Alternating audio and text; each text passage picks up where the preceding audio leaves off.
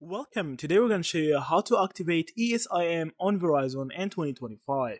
So here we are on Verizon website as see from here, and here's all the questions about how to really activate your eSIM device on a standard monthly plan. How to do that actually. So if you're switching to Verizon newly, like this is the first time you use Verizon, you need to use My Verizon app to quickly enable the eSIM device on your new Verizon line.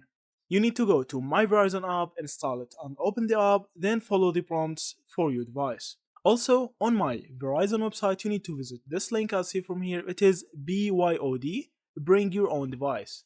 So by visiting this link, you can actually activate your eSIM. You need to just search for it and use it. After that, you need to choose a mobile service plan and follow its steps to install the eSIM on your device.